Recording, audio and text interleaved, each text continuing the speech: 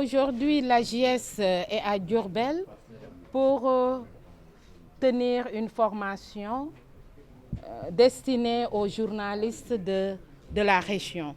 Parce que c'est tous les journalistes de la région qui ont été conviés, tous les organes de presse sont là pour qu'on puisse parler du traitement médiatique des cas de violence sexuelle. Des cas de violence sexuelle et outiller les journalistes par rapport à la loi criminalisant le viol. Vous savez, nous sommes à notre 3e année. La loi a été votée depuis 2020. Et depuis 2020, il y a quand même une évaluation à mi-parcours qui a été effectuée. Et là, on a constaté que cette loi n'est pas bien connue par la population. Vous savez, la loi est faite pour la population. Et si la population ne parvient pas à utiliser cette loi ou bien à tirer des profits de cette loi, ça pose problème. Et nous comptons quand même sur les journalistes pour que la vulgarisation soit faite dans les coins les plus reculés du Sénégal. Et aujourd'hui, on a commencé par Diourbel.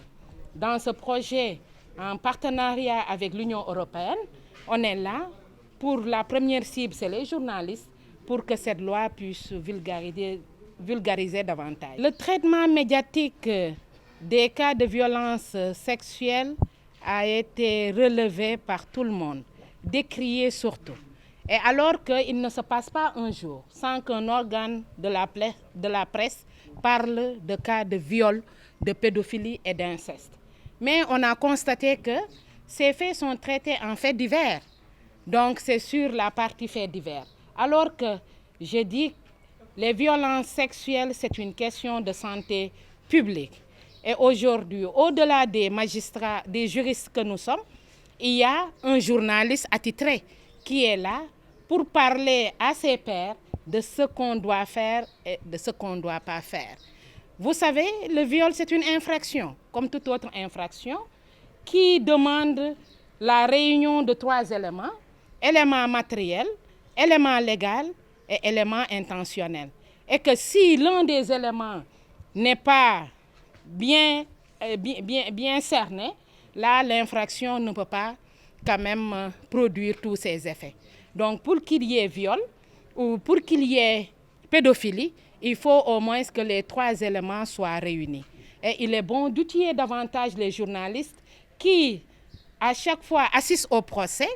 Vous savez, le langage judiciaire est un peu difficile à percer, mais nous osons espérer, à l'issue de cette formation, quand même, vous seriez bien outillés pour transmettre le message judiciaire, ce message judiciaire qui est un peu difficile à percevoir par la population. Vous savez, le cas de Lissa Tine disparu depuis 4 ans, c'est un cas qui nous a été soumis, nous, AJS. Mais vous savez, nous, AJS, on a comme outil que de dénoncer et de demander aux autorités de s'y mettre. 4 ans, c'est trop. Les parents, quand même, ont tout fait pour que Lissa soit retrouvée. Mais jusqu'à présent, rien ne bouge. Et c'est l'occasion aussi de demander aux autorités judiciaires comme aux autorités policières, de mener l'enquête. Parce qu'on a quand même des rumeurs qui disent qu'on le retrouve d'ici à gauche et à droite.